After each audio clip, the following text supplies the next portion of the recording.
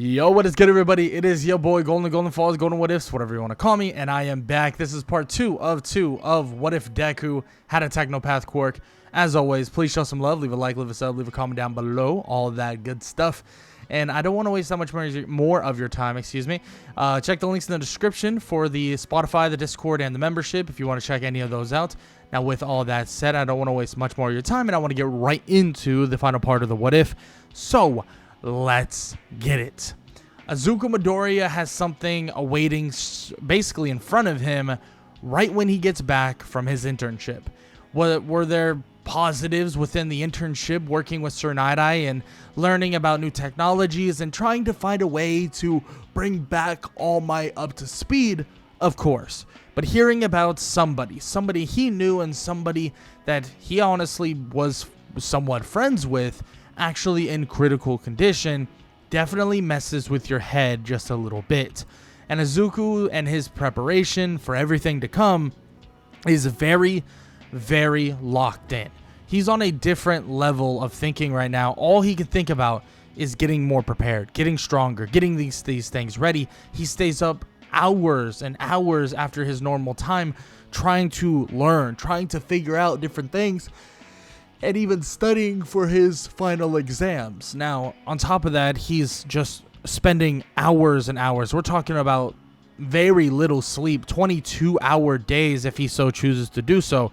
He's literally spending every little moment he can awake and ready and trying to learn and figure out things. Learning in the case of trying to figure out how to utilize certain things for All Might or give him the proper gauntlets and all that stuff. And let's just say the support course, the teacher, obviously Power Loader and Mei Hatsume as well, being a student, they take notice. They try to get him to relax, go to sleep, take a breath, but Izuku doesn't want to do any of those things. All he can think about is getting everything more prepared. All he can think about is how if he gave Tenya Ida something, maybe some sort of helpful device, maybe he wouldn't have been in the situation that he was in. And Izuku can't get any of that out of his mind. Eventually, the day of the test would come up, and yeah, he would pass it very easily, but he would look dead exhausted, like exhausted. And even Aizawa tells the kid that he needs to get sleep, in which Izuku basically says, like, that's ironic coming from him. And Aizawa would look at him and basically tell him once again, like, kid, you need to go get some sleep, like now. In which, of course, Izuku would eventually listen, getting some sleep, and then also kind of recouping for the eventual practical final exam. And whatever is to come in this regard is what makes him a little bit nervous. He doesn't know what he's preparing for, but Aizawa sits him aside and says that he's already passed it, in which is confusing to him. But there's an explanation from Aizawa. He explains the whole thing that Izuku's been working on, the whole thing for All Might and all this gear and stuff like that. All of it is suited for the final exam. He does not need to take this exam.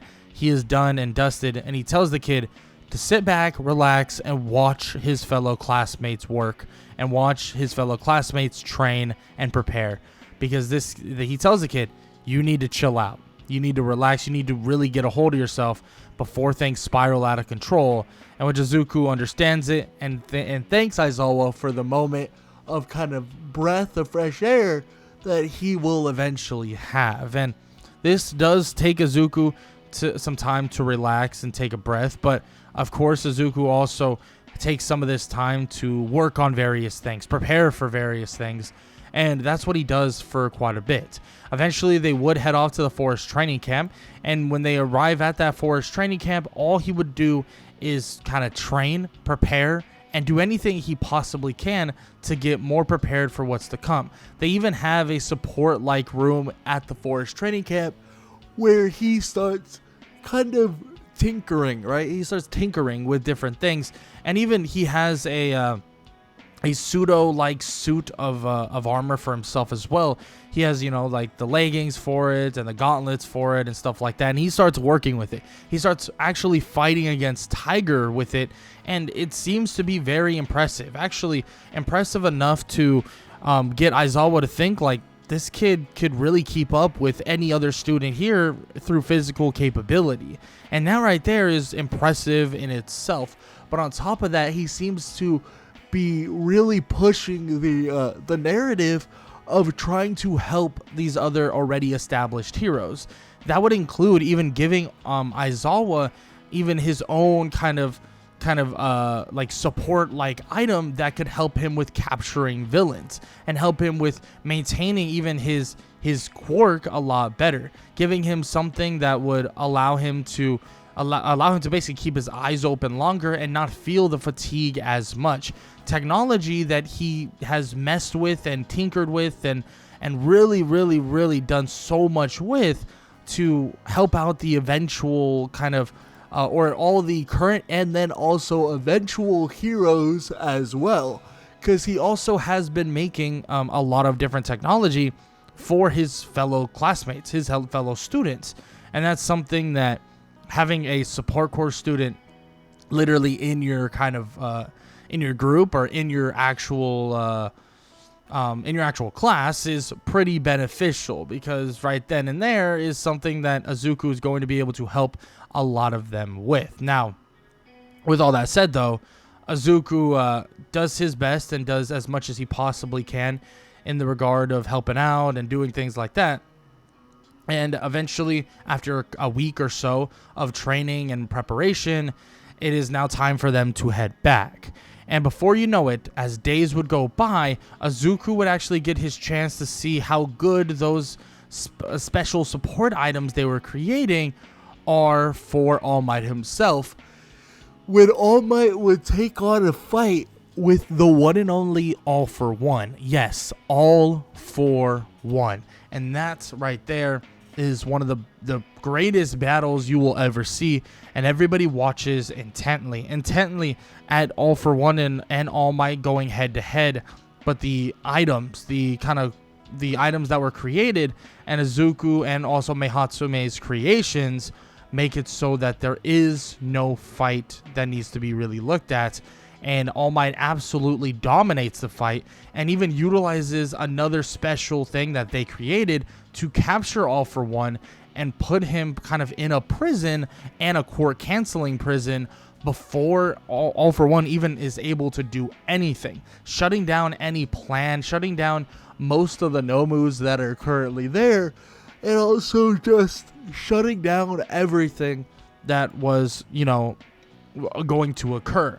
And it seems like the shutdown of the League of Villains was just inevitable at this point, but there are still some people out there that are creating these creatures and creating these Nomus that are known as high-end Nomus, and their whole goal is to shut down and stop the heroes from getting their upper hand, and hopefully, at least for them, eventually getting the League of Villains, including All for One, out of prison. But for now, they prepare and they try to build up that army and build up what their potential could be, while the students of UA will continue pressing forward and continue getting better and better. And that would include their eventual Provisional Hero License exam.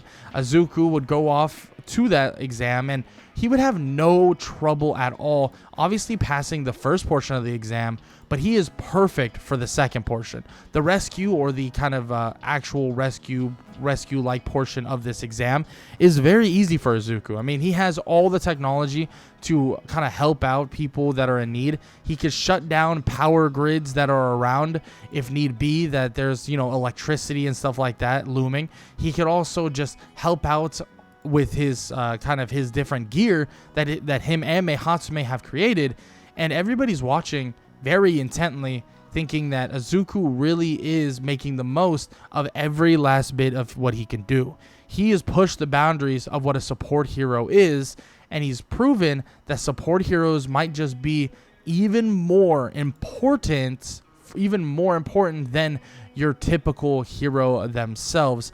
And that right there is where Izuku Midoriya is changing the landscape, changing the entirety of the landscape before you even know it, and changing the landscape itself in the hero world. And that's something that not many people would have expected, and not many people would have thought even would have happened. But Izuku has proven to everybody there that there is a way to be an actual, frontline like hero, but also support your fellow heroes as much as possible. And he's doing it, and he is helping the entire way. And that even includes when the eventual arrival of Gang Orca would ensue, and that would also include when the other villains would appear as well. Obviously, being that these are fake villains and stuff like that, but still, they are able to be handled. And Izuku, with a ton of his gadgets and various things, he is able to kind of help out and also secure the safety, or the fake safety, I guess, of all the people that are currently present. And after all this is said and done, after all this is finished, and after Izuku Midoriya helps kind of hold back Gang Orca as well, Izuku would be granted his provisional hero license and would be granted a chance to really take that next step forward. And that next step will definitely be with Sir Night-Eye's agency, an agency he's already worked with and an agency he's very familiar with, and something that Sir Night-Eye is excited to work with him toward is the eventual stoppage or the eventual capture of the one and only Overhaul. And Overhaul is a tricky one because he has not been seen for a very long time, but all it takes is one mistake and one lucky encounter, and Izuku and Mirio would run right across Overhaul, and frankly, they would have no idea it would happen the day it happened, but it would be shocking enough to make Mirio question what they should really do. But Izuku, well, he has stuff for this situation. On the off chance that a villain needed to be captured then and there, Izuku would eventually throw something at Overhaul. It would smack on Overhaul's chest without him being able to react to it, and it would begin to expand. Overhaul would go to grab something and touch it so that he could destroy it or change it, so he can basically get himself out of the situation. But he can tell that his quirk is no longer working, and he begins to panic. He is then put in a prison of some sort that is literally a small prison that Izuku basically controls with his ability, his Technopath ability, and he's basically able to ensue this kind of aura that allows or that doesn't allow usage of a quirk. And this would shock him. He would yell at them and say that they're going to absolutely rue the day they've done this. This is a big mistake, and that they're going to really they're going to feel the wrath of what they're doing. And of course, Izuku's kind of yeah, I'm not even worried about what you're saying. This is so stupid that we're even listening to you say these things. But of course, Izuku has to hear him yap just a little bit, but eventually they would get Overhaul into a prison, and yes, they lack a little bit of information on where Overhaul's kind of Shihazaikai base is, but with the help of some drones that were created by him and Mei Hatsume and some other things that they could really utilize to scour the area, it seems as if they have found the eventual base, and this base would be an easy takeover, because Izuku and everybody else, they would have everything in preparation to really shut down this base in its entirety. They would have drones to help them. They would have other aspects and other heroes to help them, other support heroes to help them, and other gadgets to help them as well. And Izuku is able to help and really take over this entire area so that really nobody has to be in a state of worry for what's going on, and wouldn't have to worry too heavily about what's going on in general. And Izuku is able to help out, do what he can, and even be a big component of what happens throughout this area. And he's even able to get them to have their advantages, shutting down different sections of power in the place, and really flush the villains out where he needs to flush them out. And Izuku proves that him being there, him being present and not just being in the background, is the best place for him to be. Because yes, he could be in the background helping with supports and, you know, giving support items and doing this and that, and he already does that in the first place.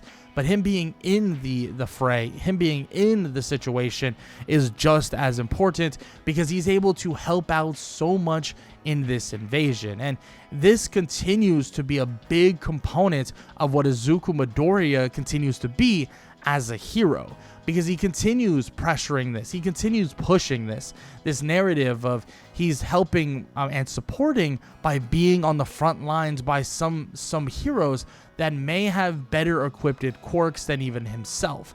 But he knows that he is fully where he's supposed to be, and he continues to prove it day in and day out. And he continues to work with Sir Night-Eye's agency with creating something for All Might, creating something that would allow All Might to continue being the hero he wants to be.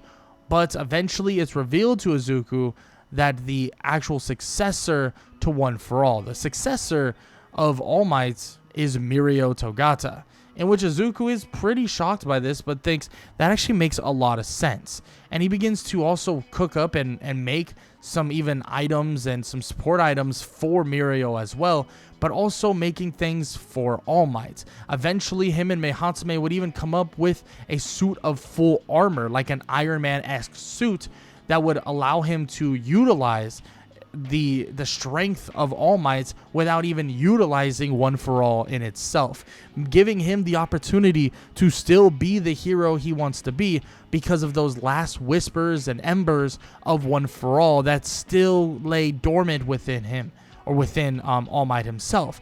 And that would include some, like Mirio as well, would get some gadgets and some technology that Izuku has amped up and really reimagined, and allows him to kind of utilize the quirk of One For All, but also utilize permeation perfectly together, so that there is a lot less strain on his kind of entire being. But as everyone is preparing, as everything is getting kind of collectively prepared for, they are preparing for something else, an eventual war that is going to assume, or that is going to actually happen.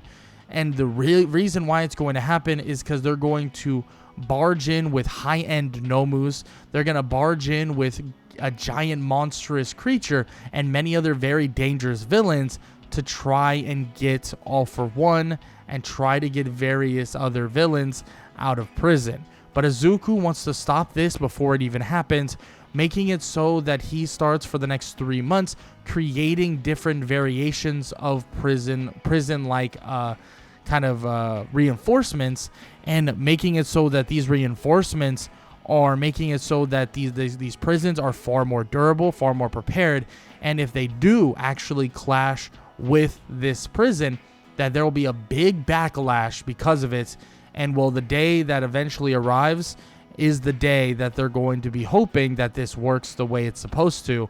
And when the villains go charging in, with the Nomus and all these various villains come charging in, well, there's a lot of heroes out there that are more prepared with technology and support hero gear than they could imagine. Mirako would have high-level gear for her absolute insane stopping power. Aizawa with his new goggles that allow him to utilize his own quirk in even various different ways. And All Might himself standing tall with a suit of armor that allows him to be borderline peak All Might, and that includes people like Mirio and various others that are standing there to defend this prison. And when Gigantomachia would eventually push by so many of them and clash into the prison trying to break through, all of this damage would be absorbed into one of the walls, to where when Gigantomachia slaps the wall once again, all of that power would accumulate and shoot right back at him, sending him flying away, crashing back into the ground, destroying building after building. And luckily enough, they have a way to kind of defeat him, and Izuku kind of utilizes the technology and also utilizes the energy all around Gigantomachia to eventually ensue a trap that would basically imprison him and make it so eventually he would actually pass out or kind of go to sleep from the pheromones that were kind of collected by midnight and make it so that he passes out and he's not needed to be worried about anymore. But with the help of so many high-level heroes from Endeavor, from Mirio, from All Might, who is utilizing a suit of armor, and so many others, it seems as if the villains, even including high-end Nomus, are slowly but surely being whittled down, and slowly but surely are being stopped. And it's shocking to really put together in someone's mind that this all ensued because of a support hero. Normally, support heroes, they're not that helpful. The best of the best support heroes are slim to none. But not only did they get one of the best in Mei Hatsume, who continues to show that her brilliance and her speed at creating some of the greatest support items you've ever seen is insane. But on top of that, with the help of Izuku Midoriya, a full-on technopath, someone whose understanding of technology and electromagnetic waves and so much more is on a level that nobody could even imagine. Let's just say that a lot of people didn't believe this would be like, this would even occur or this could potentially happen, but it did. All of this happened because of two support heroes, and one really technopath. And Izuku Midoriya and Mei Hatsume together seemingly make one of the greatest duos this entire country, but also maybe even this entire world has ever seen. And before you know it, as the years would go by, Izuku Midoriya and Mei Hatsume would create a new way and a new version for Japan. Japan's entire technological base changes for good, and everything around the world seems to be slowly but surely be changing in the way of technology, and Izuku Midoriya himself is at the forefront of it all, but his partner and basically in support in Mei Hatsume is just as important to every little aspect of it. And it seems like this duo can carry on the greater good of kind of this hero society on their backs, but with the help of vastly strong and other potential heroes that may need the help of these two support heroes. It seems like Japan is under really, really great protection, and it seems as if nobody else would get a chance to take them down and really ruin what they have created. But with all that said, Izuku Midoriya's story of being one of the greatest supports / heroes in general may not end here, but this is where we get to, this is where we actually have to stop watching the story that is potentially still progressing in the eyes of Izuku Midoriya. Now, with all that said, I hope you guys enjoyed the video. If you did, please leave a like, leave a sub, and leave a comment down below. Hope you guys enjoyed the series of What If Deku had a Technopath Quirk. And yeah, I don't really have much else to say. Hope you guys enjoyed the video, and I hope all y'all have an amazing day. Later.